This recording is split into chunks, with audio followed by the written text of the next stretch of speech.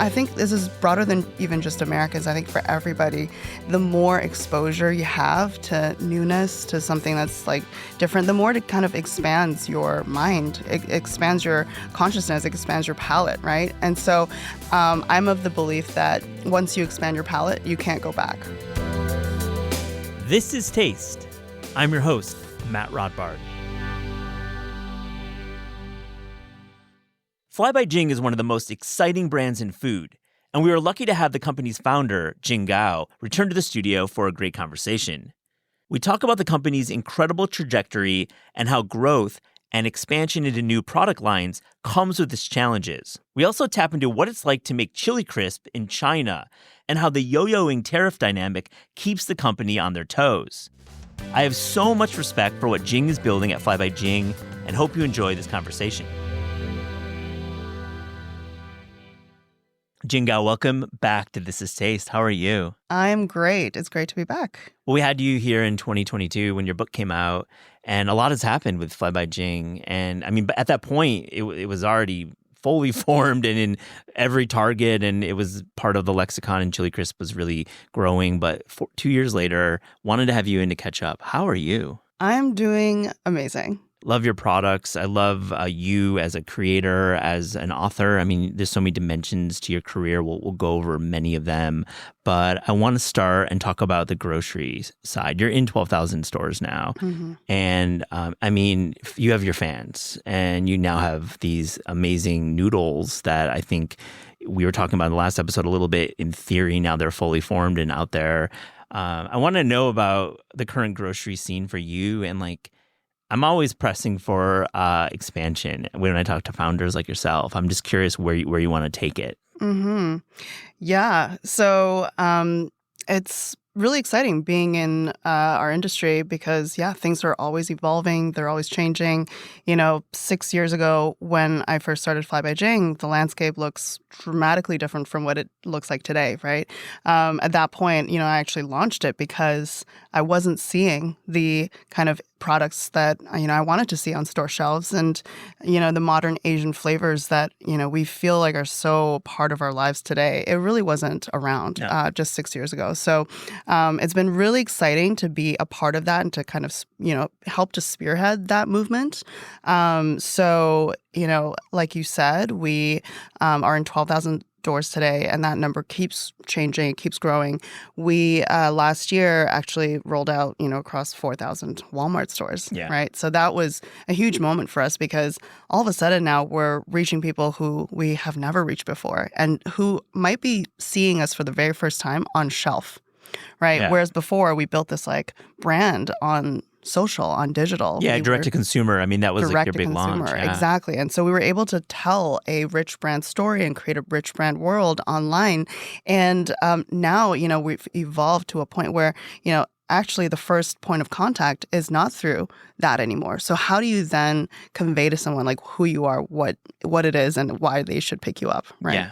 Yeah. And so, so it's a constant kind of like evolving landscape, and I think that's what makes it exciting. There's always a new challenge, so as part of our core, our core is still the sauces, right? These are the flavors that we have built our foundation on, and these are super high quality, deeply complex, rich, flavorful products inspired by my hometown in Sichuan.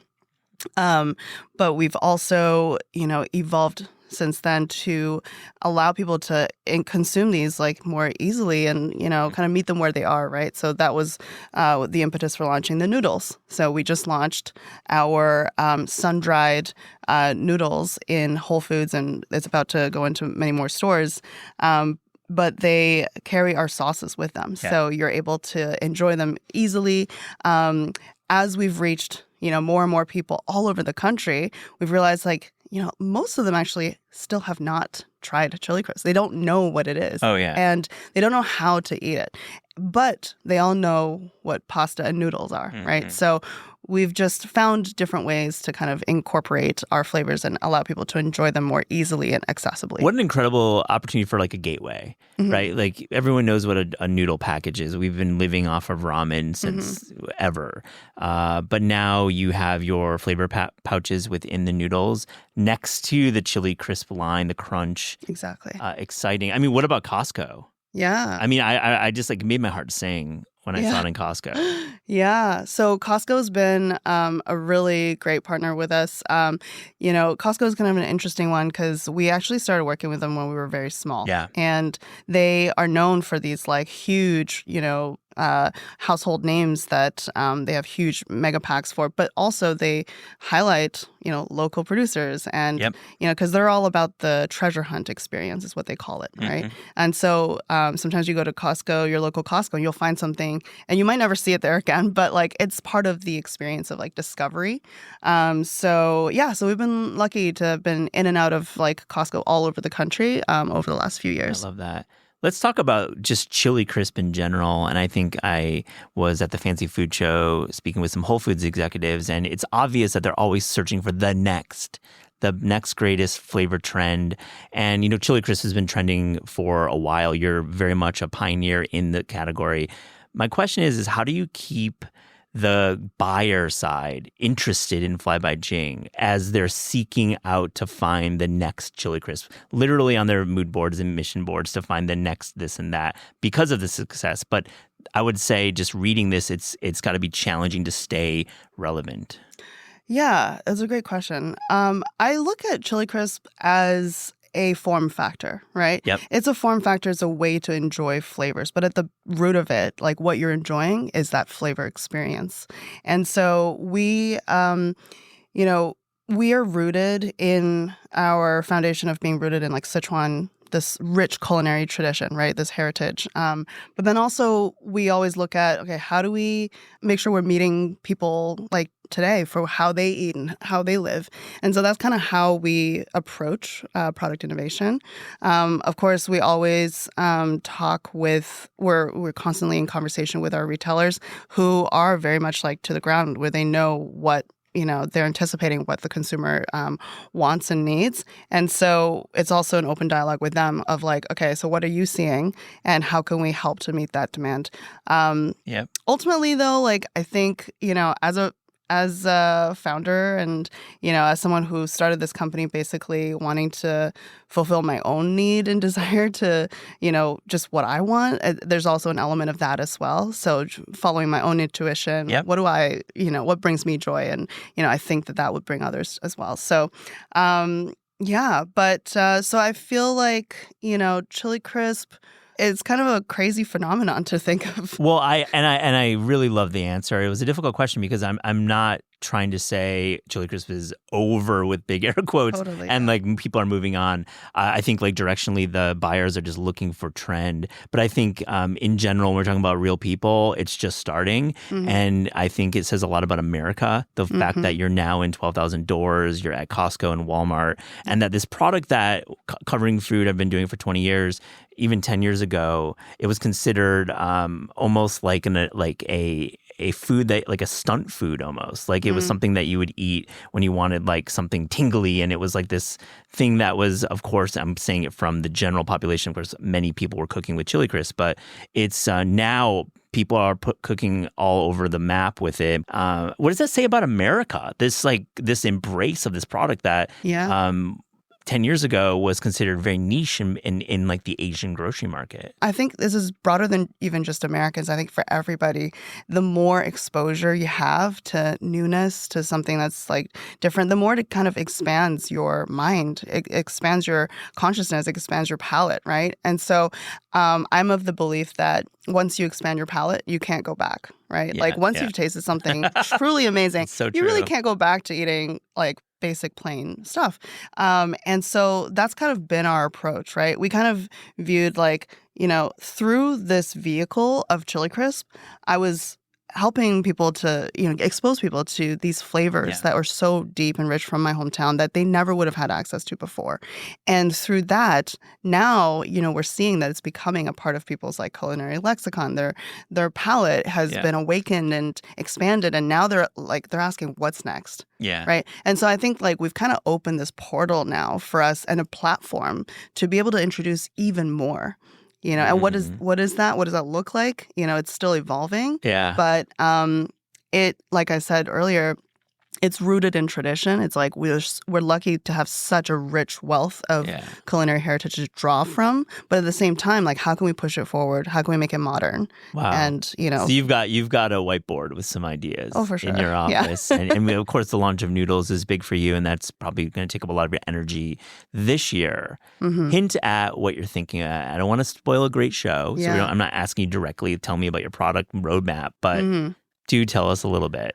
I can't wait to share more with you. Great. But it's literally in the works right now. I've been super inspired over the last 6 months alone, even just my travels to Asia and just really, seeing kind of what's happening on the ground there, because I do feel like in Asia, in a lot of ways, they're 10, 15 years ahead of us. Seoul, right? I go to spend a lot of time in Seoul. Yeah. It's absolutely that. Absolutely. It's where they're living the future.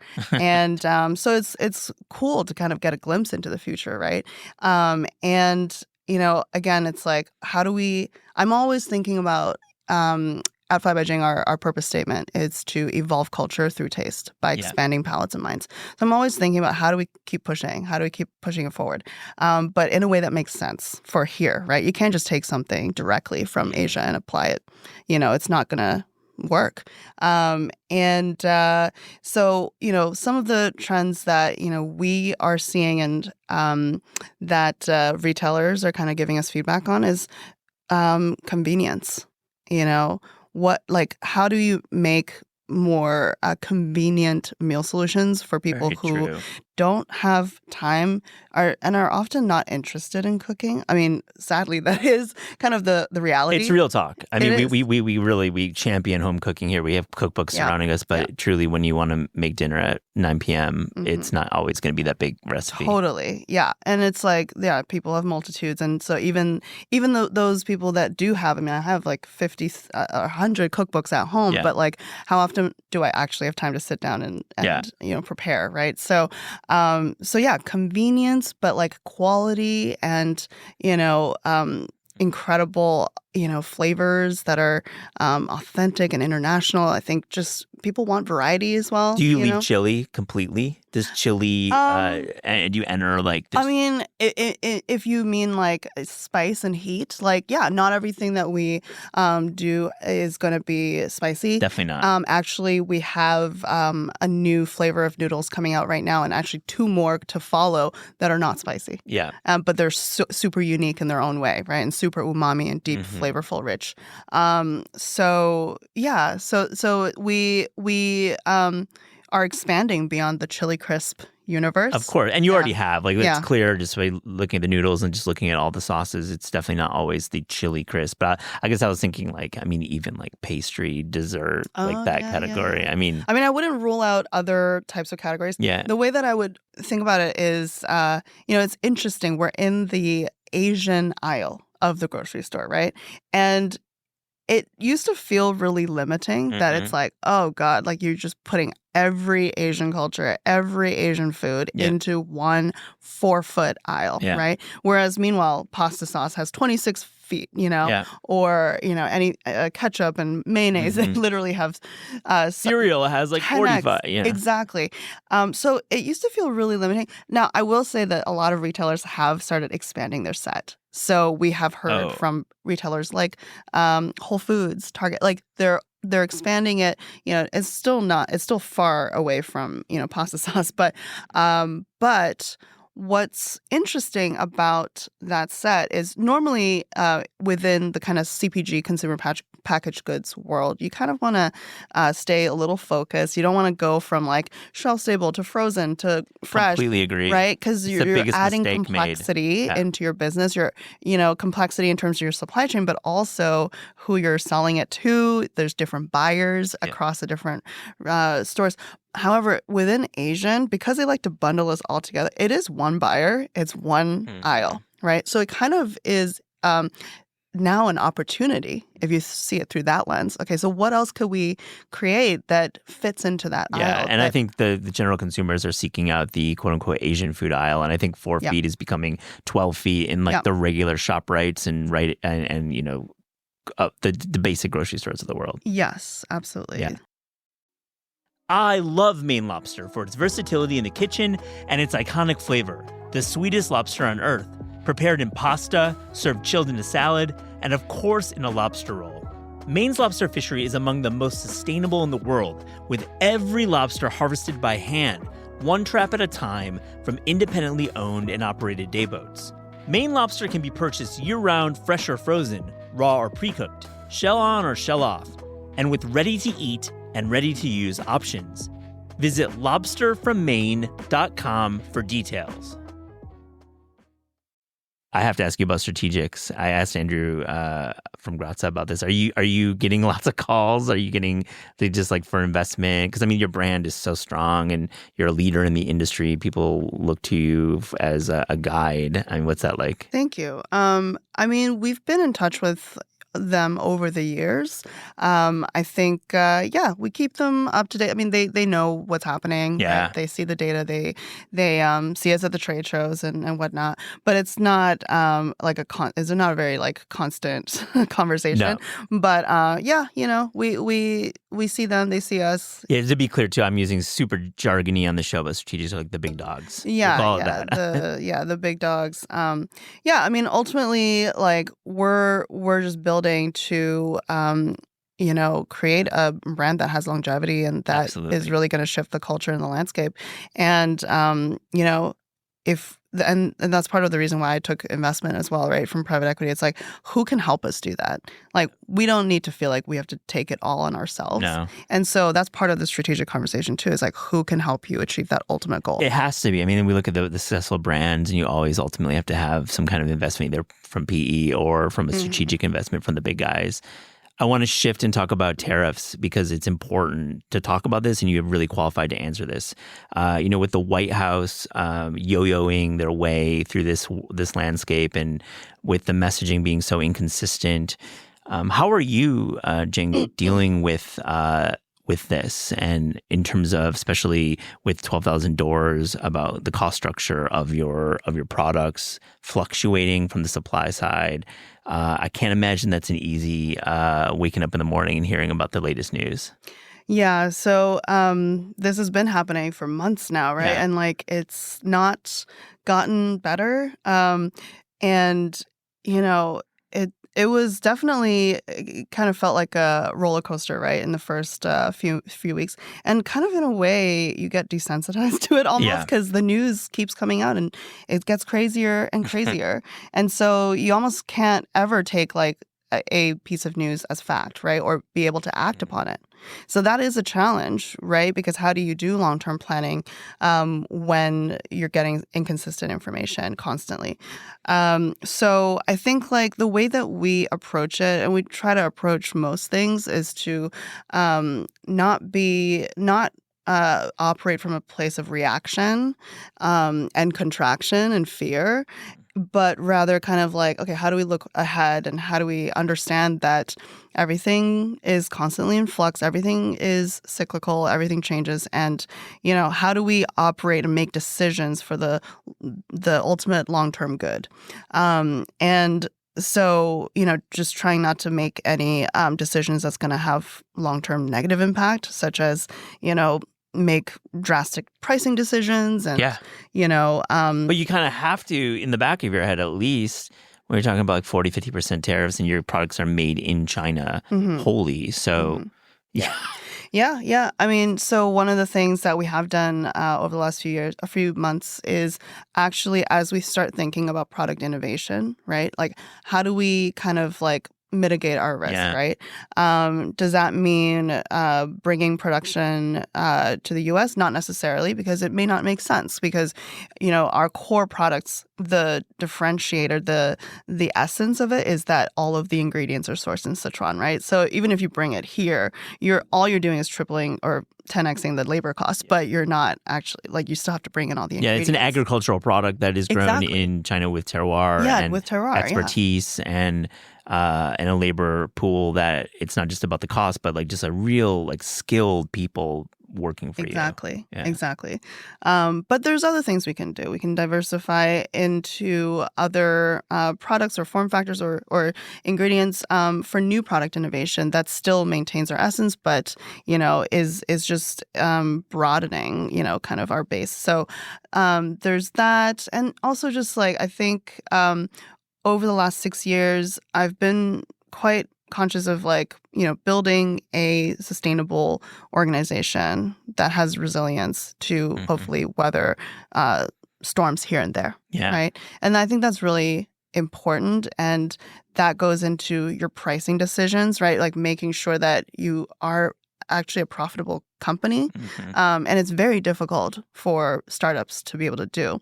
But I think, and then you startups are often criticized for their pricing. It's like, oh my God, how could this be so expensive? Like this big label brand name is like 10x cheaper, but there's a reason for that, right?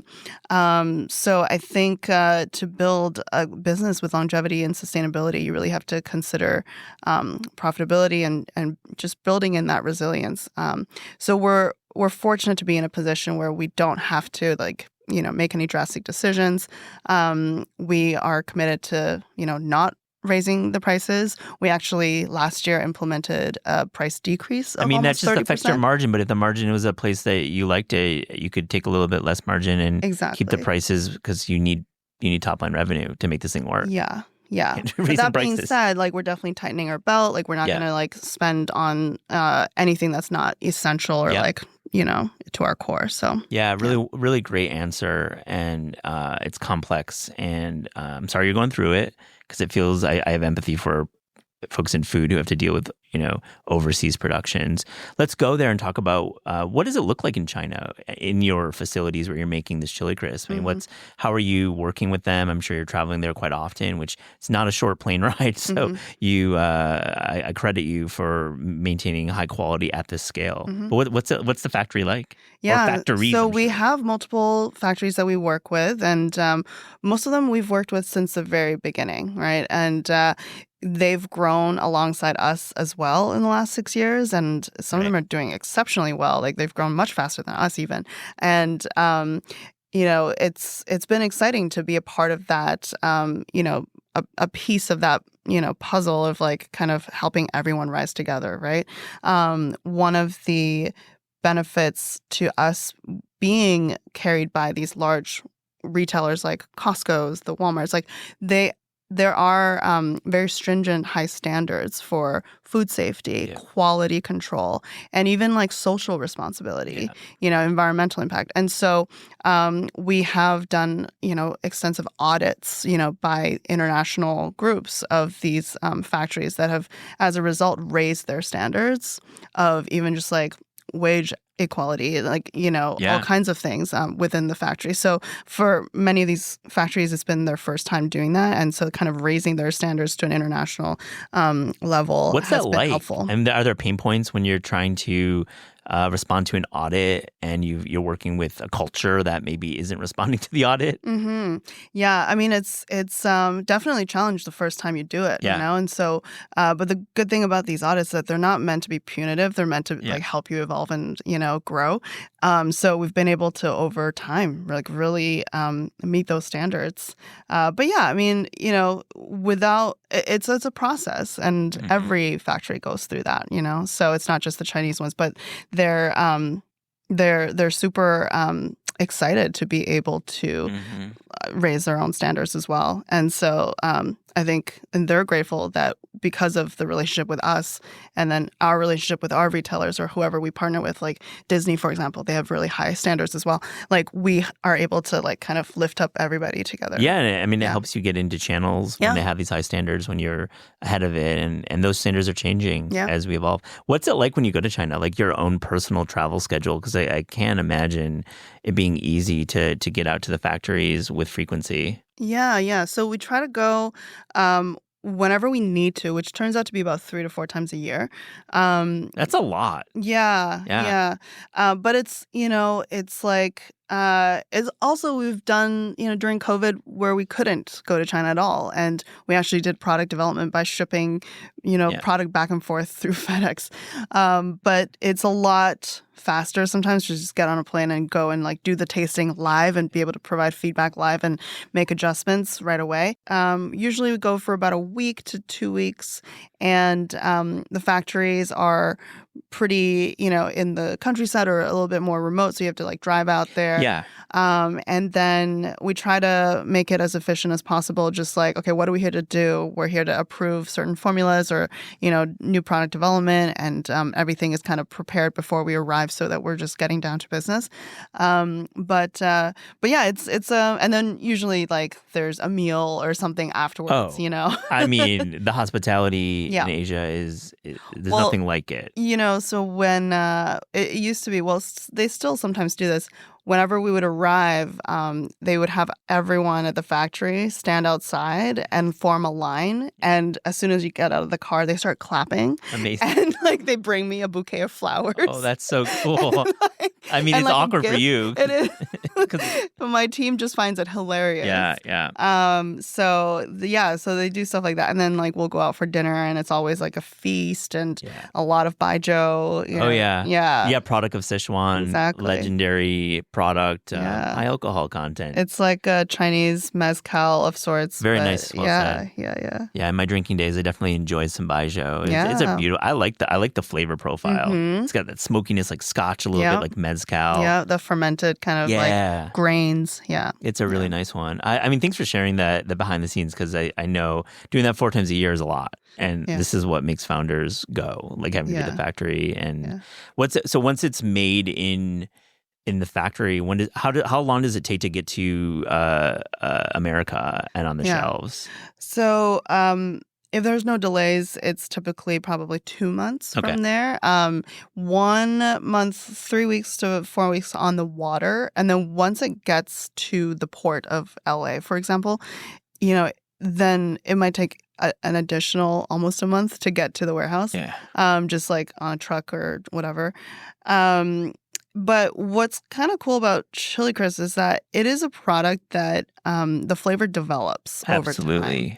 So you actually don't eat it right when you make it, because it's not developed. And so that extra time helps it to actually become kind of its prime flavor. You picked a great category to make in China. You're not doing fresh produce. You're not doing ice cream, not that you would, but like there's probably some calculation when you're in the conception of this company that it would the time on the boat actually helps the product. Very smart. I want to shift and talk about food service. You own a restaurant in LA. I'd like to hear about that. But I also want to hear about how Fly by Jing is starting to integrate into food service. Because you think about right now, like QSR, you think about that category doing collabs. I mean, it's all about the collab. And how do you think about collabs? And first start there, and then we'll talk about the restaurant. Yeah. So we have been lucky to have collaborated with some amazing brands and restaurants. We actually have had collaborations with Shake Shack, with Panda Express, with salad chains, with poke chains, with ice cream chains, right? We actually have something with Salt and Straw right now. Beautiful. I tried it. Did you? I did. I was out in the Portland. Chocolate chili crisp. I tried that. I was out in Portland. I was at their original location. And I saw it on the menu, and I'm like, I got to try it. What'd you think? It's cool. Like, trust me, it's cool. It's not for everyone. No. It's not for literally every consumer. I really enjoyed it. I'm not Yeah. going to say like it was my favorite flavor that they did, but I really, really, Yeah. really like it. It's very hard to It's very do. unique. Yeah. It's unique. Yeah. I really like it. Yeah. Yeah. Yeah. Yeah. So, we've been doing that stuff since actually the beginning. Like when I first launched Fly by Jing, we launched with an ice cream collab. In New York, it was with Oddfellows, and in LA with Wanderlust. And so it's been a kind of a fabric of our identity. And, it helps that we are a flavor company that, flavor goes on anything, right? So, so we've been doing it. And then also through our like CPG collabs as well. Yeah. So our Fishwife one, very popular. If you go to Whole Foods, you'll probably find us in like 6 different aisles in the grocery store. We've got a cracker, we've got a nut That's mix. a winning formula, Jing. Yeah, That's it's great. been really great. Yeah, to kind of for our name to be able to show up elsewhere without having to actually create like take the risk and create that category. It's wonderful. Right. But it's so it's been really great. And we're seeing, collaborations pop up everywhere now, and even like chili crisp products everywhere now, right? Like there was a kettle chips just did a chili crisp cool. chip. Just as chili crisp, no branding. Yeah. Cool. But you're kind of seeing that more and more. Completely. Is there a world where we have a Fly by Jing dipping sauce for a chicken McNugget? That's the dream. Truly. Yeah. McDonald's. McDonald's. Yeah, I'm ready. I'm ready for it too. I'm a big fan of McDonald's. Me too. Listeners of the show know that. I think the innovation there is very smart, and Same. Quality is quality with an asterisk is very high. Yeah, totally. I think it would, just with the resonance of the term chili crisp and seeing that on a menu when you're in drive-thru, you're like, how could you not try that? Yeah, exactly. It just sounds delicious. Well, tell me about your restaurant in LA. Yeah. I've never been. I'd love to go visit it. Tell us about, you have one location. Mm-hmm. Is this something that you want to maybe expand? Yeah, so it's called Swa. Yeah. It's Swa Supret. And the idea is that it's a modern Asian grab and go concept. Okay, that's also a coffee and matcha bar, and there's also a soup prep component to it. There's a kind of curated selection of Asian pantry goods and home goods and so on. And it's in the heart of Larchmont Village. Yeah. So it's a great, beautiful street, one of the few walking neighborhoods of LA. So it's become a real like neighborhood kind of spot. People are coming, locals are, the neighboring locals are coming every day for their matcha fix, for their breakfast, lunch, even just like meal prepping for dinner and stuff. Because we sell basically just really craveable, delicious sides, entrees, that you can share with your family, and it's all flavored with authentic Sichuan and Asian flavors that a lot of them are powered by Fly by Jing products.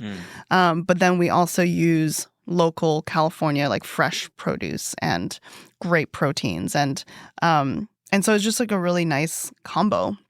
The inspiration behind it was that I've always wanted that convenience for myself. And you think about convenience and grab and go where you can just like, incorporate it into your busy schedule. There's not much that is healthy and tasty. Yeah. Right?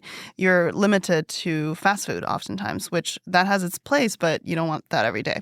So the dream was always like, okay, how can we create something like the pret-a-manger model? Yeah, it's exactly pret. Right? Yeah. But have it be like super high quality ingredients and the flavors that I crave. I feel it would do well in London. Oh, absolutely. I think it would do really well in New York, actually. Of course. Better even than LA, because LA, there's just not a walking culture. Yeah, and it doesn't have like the density in Larchmont that you would have in like Tribeca or even like the East Village or Midtown even. Yeah. So, that's the dream. It's like, can we replicate this all over, like in the right places? But for now, like the location in Larchmont, it's a beautiful space. We designed it with our friends, these great architects, and it's got a really zen kind of like Asian tea house feel. You walk in and you're just instantly relaxed. We've become actually more known for our matcha program now than than the food even. But it's just a really nice I love it. spot. I have to try it. I please, haven't. next time you come to LA. And you're thinking expansion, perhaps? Would love to. Yeah. Yeah. But it's hard because I mean, you've outlined this big food company you're running, and to like have to like switch your brain and look at like a single or expansion restaurant. That's got to be challenging. It is. And, I have different partners for SWA. Oh, good. And okay. so, I'm very lucky to have great operating partners. So, they're kind of taking care of the everyday. It is, so it's great to have great partners so we can, think about it together. So. I love this conversation, and I would love to have you back in a couple of years to hear about more expansion. Yeah, me too. Recently in the show, we took a deep dive into the amazing world of Dijon mustard with help from our friends at Mai. Mai brings over 270 years of French craftsmanship to every jar of premium Dijon mustard. Since 1747, Mai has been perfecting the art of flavor, transforming everything from simple sandwiches to gourmet meals. Look for the Oh My, It's a Great Talk About Dijon Mustard episode in the This Is Taste podcast feed.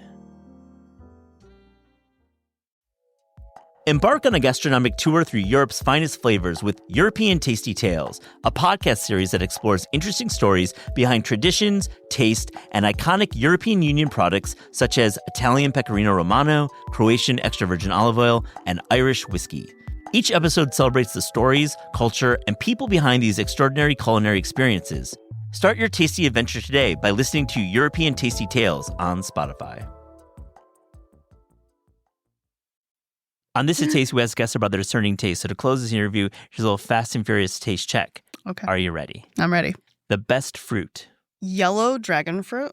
Oh, tell me about it. I don't know Have you had yellow dragon fruit? I don't think so. Okay, I don't think I've had dragon fruit, but I'm not. Yeah, so like the red ones, the normal ones, Yeah, right? that's what I know.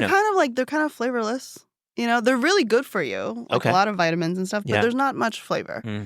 The yellow ones are like this delicious sweet explosion. It's so good. You got to try it. I love that answer. The worst vegetable. Kale. Man, I had a really bad kale salad recently, and I have why? I just don't get it. Why do people like kale? It's not good, no matter how much you massage it. Yeah, and it gets watery if you massage it too much and overdress it.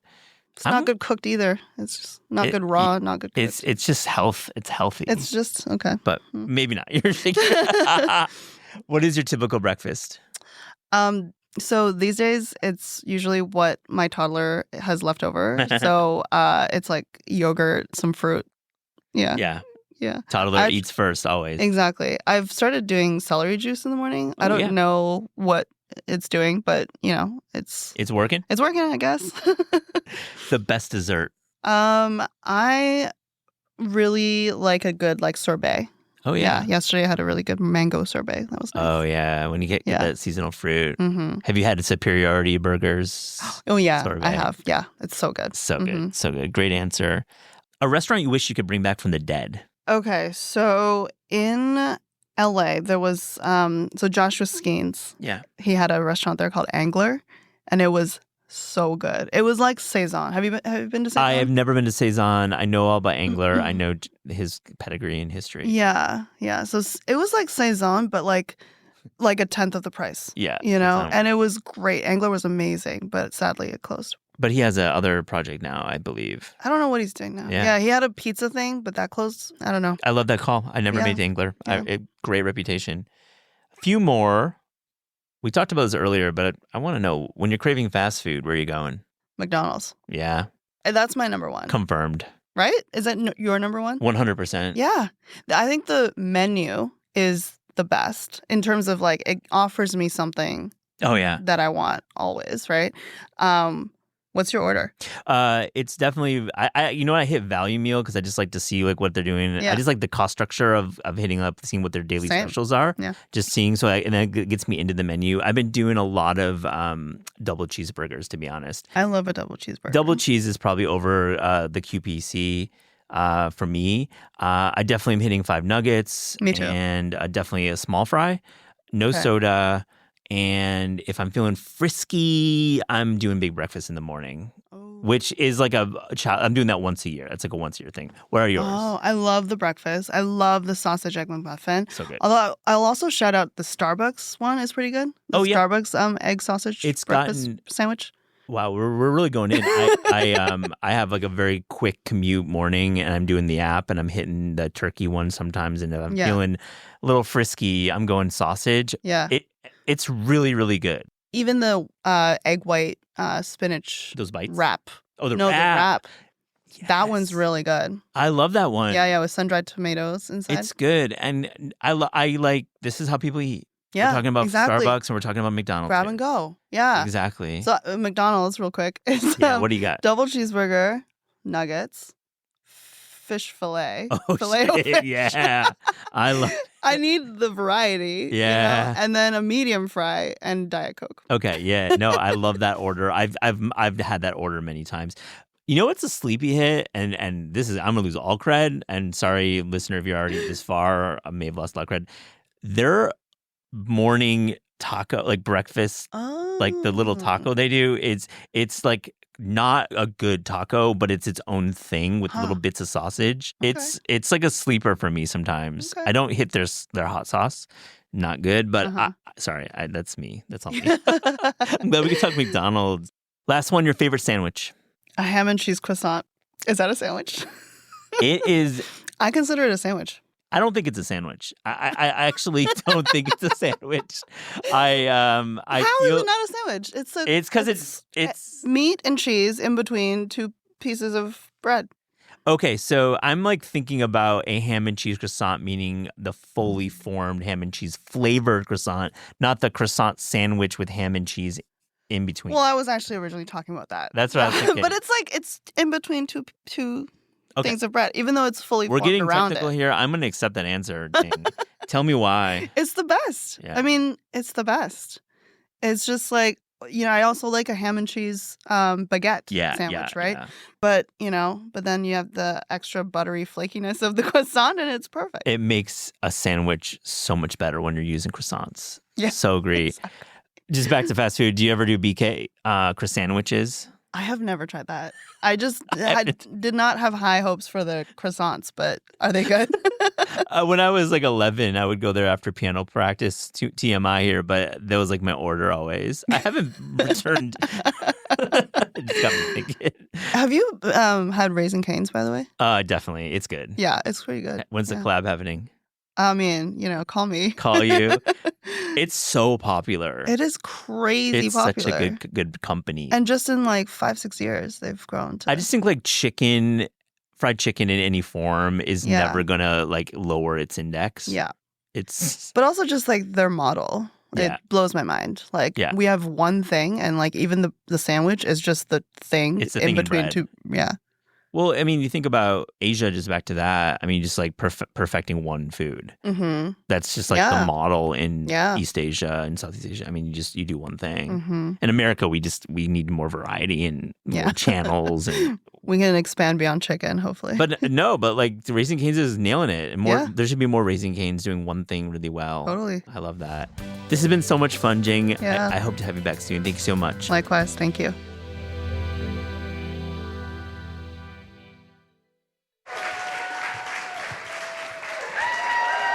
Hailee, Chuck, Hailee Catalano, Chuck Cruz. Hello. Are you guys ready to answer some questions? Yes. Yeah. So I ready. mean, honestly, first off, what is the beach sandwich situation like right now? Oh yes, we love a beach sandwich. What have we made currently, Chuck? Well, we did a prosciutto and asparagus on the beach recently. And we cooked the bread on the beach actually. Yeah, that was fun. Really? Yes, we brought like our pizza oven to make focaccia at the beach. And Yeah. we took it to the Is it like a extreme. mobile pizza oven, or are you like bring it out in the we truck. brought a gas tank and Yes. on there. Yeah, we just drove right onto the beach and just like Yeah. baked it on there. Yeah. Yeah. We did the whole thing. That was an intense beach sandwich. You don't have to do that. But it was fun. So, like, what makes the perfect beach sandwich? Because I think we often make our own and they're extremely soggy. Always. Yes. I feel like it's all in the layering, right? Oh yeah. The layering and just not putting any wet stuff close to bread. Sandwich it in other stuff. And like thin vegetables. Thin Yeah, vegetables, like thin that's shaved right, Chuck. onions, thin Yes. shaved lettuce. Thin. Pro mayo or not? No. I like mayo. Do you Yeah, guys like- ever fight about the mayo situation? Yeah, sometimes when we'll split a sub, I'll get like half mayo on mine. Yeah, then- we were those people that say, can you Yeah, put half half mayo on one side? Half mayo and half in the other. Yeah. So Friday nights, big. I mean, I watch it every Friday. I want to just know, like, tell me, how do you cook? How do you think about this big dinner? And what are you making on Friday? Yeah. Yeah. Go ahead, Chuck. Yeah, we kind of just like make whatever, like we kind of like, I don't know, kind of inspired by like Cheesecake Factory and Yes. like TGI Fridays. TGI Like a lot of Fridays. those fast, or not Yeah. fast casual, like casual restaurants. Yeah. Or what are those Yeah. called? You know, like fast Red Lobster. or chain. Oh, so Red Lobster. Yeah. Hush Puppies. Yeah, Yeah. it's Oh, so yeah. good. They're underrated, right? I love them. I mean, I love them. Like Red Lobster's so good. So good. Chuck's friend actually was a Yeah, manager he at was a Red manager Lobster, there. so He we used get to- a lot of those Yeah, mixes he a used to lot. bring like the biscuit mix home. Oh, really? And- Like steal it from the back of the Yeah, and Red like we'd Lobster? like make it at night, and Yeah, it was really good. really good. Fresh out of the home oven. Really good. I am in awe of this thievery. Yeah. All right, Chuck, I want to ask you a big question. So Eric Kim recently wrote this piece in the New York Times, officially anointing you as a soft boy. Yeah. Did anyone read this? Did anyone read this soft boy Soft article? boy. Yay. The comments were wild. Yeah. Like people, it was like split. People were like defending, like we don't need to be talking about soft boy. I have to hear from you. How do you feel about the soft boy status? Yeah, I like it. It was I felt like, it's just like for the whole thing about it was just like kind of like it was written in like a very nice way. He was like Yeah, it wasn't know. negative. Yeah. No. and like he was like it was just like about being like mindful and intentional with like the produce and seasonal, and I thought like it was a nice like You it's don't want fun, to come fun off way as to like, cook. Yeah. what is the word? What's the word? Like aggressive chef guy. Or like disgruntled, It's like I like to Yeah. cook, so it's like It's like the opposite of like the aggressive chef. Yeah. Right. Yes. And they were celebrating it. yeah. Yes. Yeah. So what are the soft boy foods then? Oh, This is soft like a boy new food foods. group, like soft boy foods. Yeah. yes. I think like herbs, right? Like, Herbs. That's a lot of herbs. a lot of Herbs are herbs. soft- Yeah, herbs. Well, you also said peeled tomatoes, Oh, like yeah, peeled. concassé tomatoes. Yeah. That's a soft boy food. and just like seasonal things and just Okay, like let's unpack this a little bit. Okay, so seasonal things are soft boy. Okay, so but I know all chefs think about seasonality and going to the green market, but there's got to be something you pull from within your soft boy attitude to make these greens and herbs more soft boy. yeah. That's true. Yeah, I don't know. I guess it would be like just kind of like matching it with something else to make it like Nostalgic vibes. yeah. True. Oh, kind of like nostalgic and kind of like pulling it back to something. It's like yeah. thoughtful Or like what your something. mom's cooking. That's very Yeah. soft Oh, boy. true. Yeah. Like channeling mom. Mm-hmm. Yeah. Hailee, what do you think about Chuck being a soft boy? Oh, I love it. I love it. Yeah. I was like my little softie. That's I mean, it's lovely. I love Eric Kim, and I think he Yeah. did a really nice thing to kind of take the toxic masculinity out of cooking Yes, and create this term. Yeah, I think it's great. I think people were just like in the comments, like, because they just, I don't know, people just don't get it sometimes, but it's a No. nice thing and it's sweet. And if you know Eric, of course, sweetest guy. I mean, he's like the president of the Soft Boy Food Club. You know, Eric. Yeah. It's lovely. I think it's just this evolution in food, this vocabulary, this vernacular. We don't need to use the same words. And it makes like 50% of New York Times readers uncomfortable. But that's like Right? okay. It's okay. Yeah. That's okay. Yeah. Hailee, thank you, Chuck, for being a sport with that question. You're nice to feel that. Hailee, you knew you wanted to be a chef at 12. Yeah. I want to know, like, when you're 12, like, what draws you towards that career? And, like, is it food TV? Is it, like, working in restaurants? What's up? Yeah.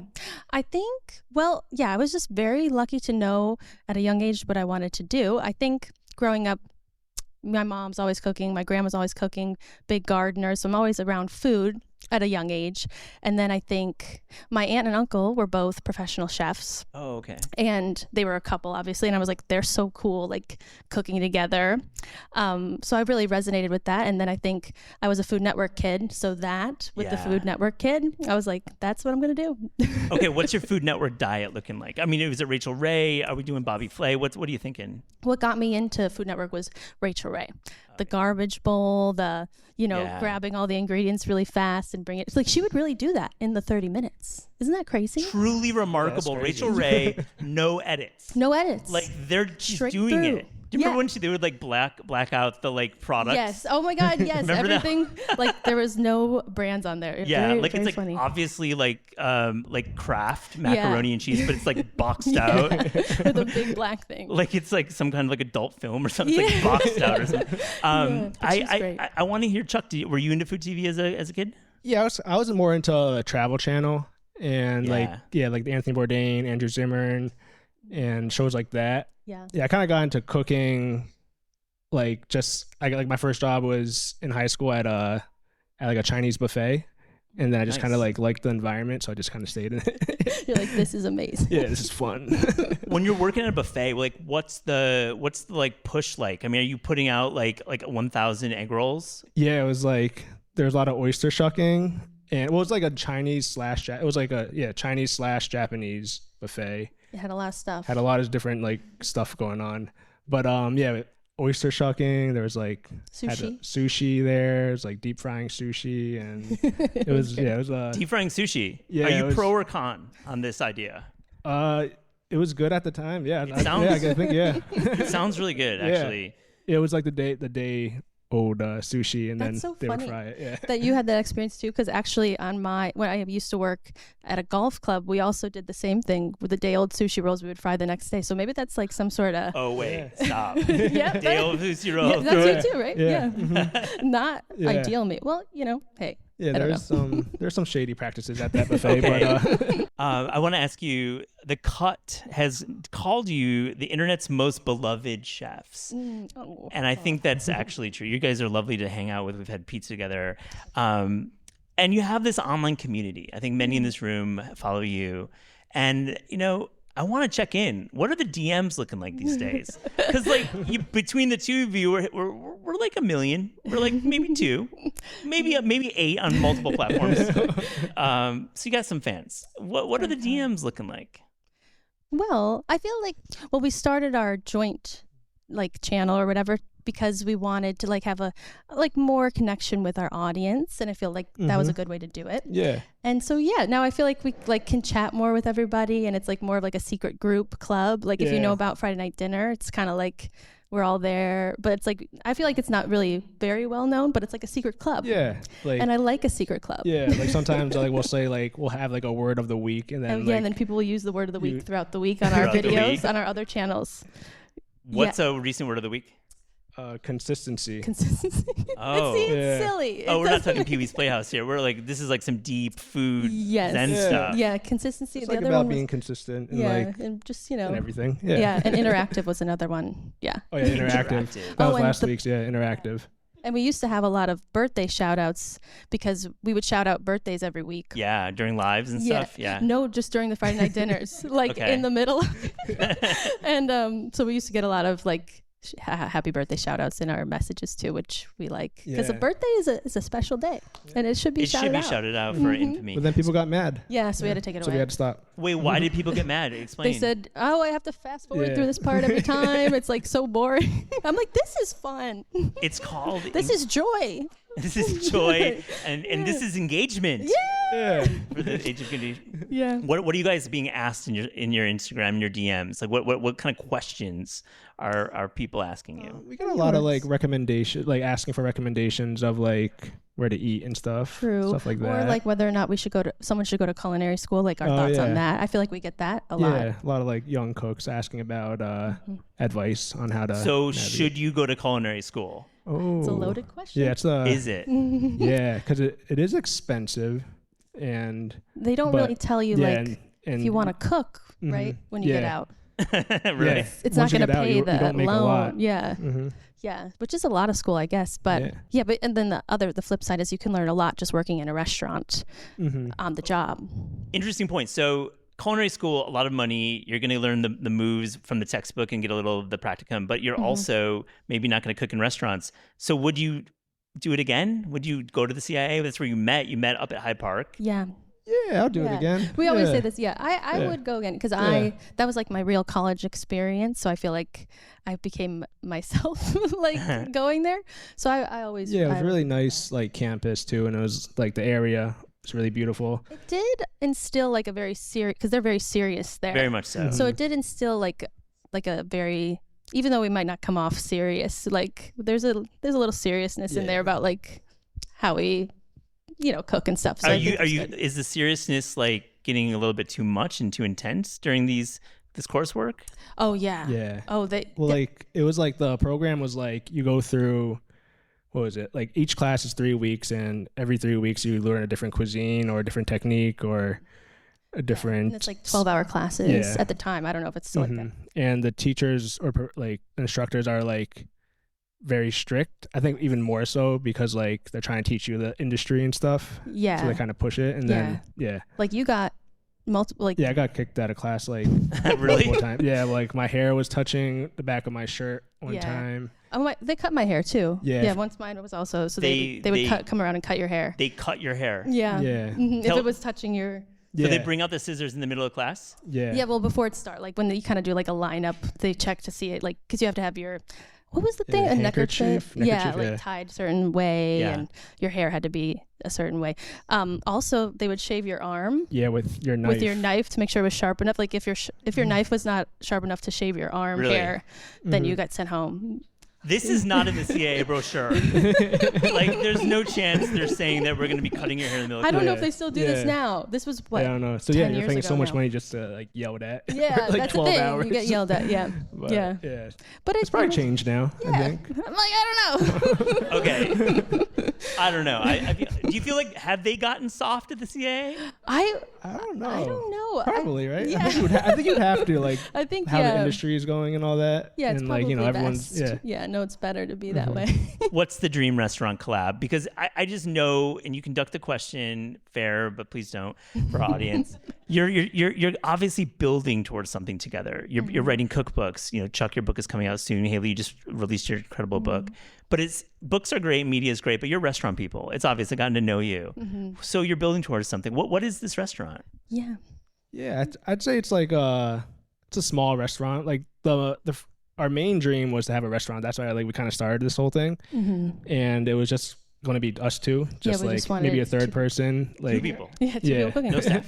Yeah, like no dishwasher. No, we wanted to do that's still a dream. Yeah, just like maybe 3. Yeah, maybe 3 now. But do everything. That's like what we really want to like. Everyone does everything. Like running, we would run the food. We would be a server. We would cook it. Like how cute is it if like I cook something and then I just give it to you, like right? Or not just me. Like Chuck, Hailee, you could charge like $600 for a tasting menu. No, well, we wanted to be small and cute. Yeah. Okay, what's the cuisine? What are we thinking here? I think soft. Yeah, soft. Very seasonal. Soft and seasonal. Soft and seasonal. Lots of herbs. Yeah.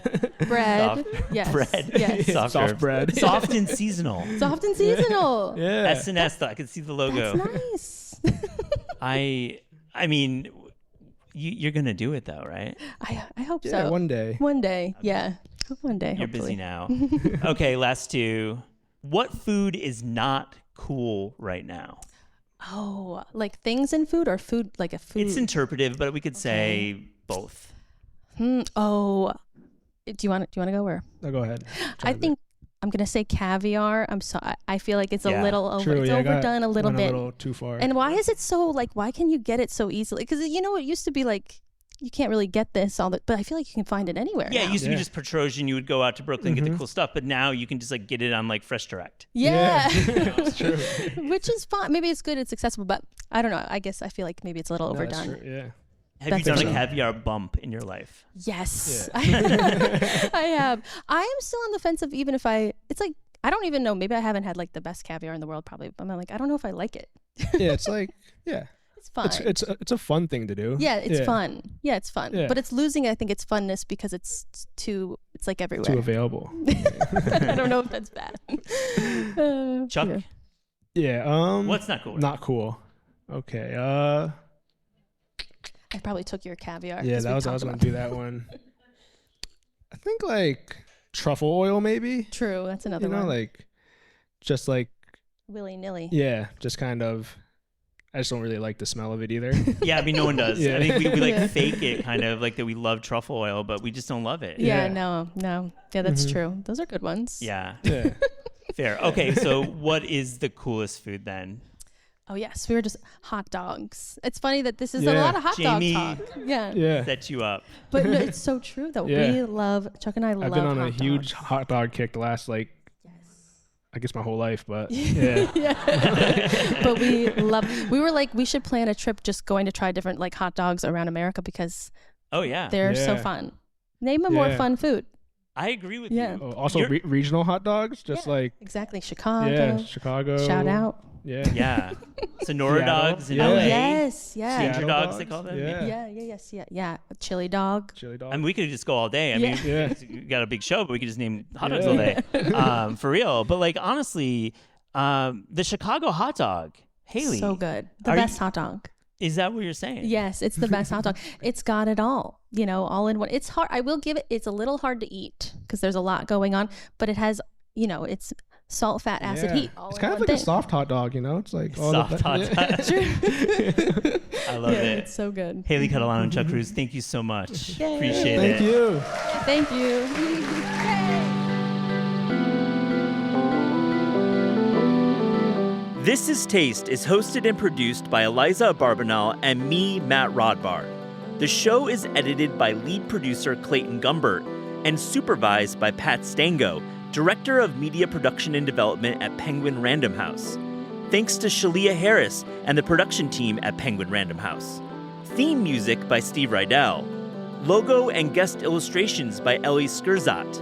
Visit Taste online at tastecooking.com and make sure to subscribe to our newsletter to keep updated on all cool things in the world of taste.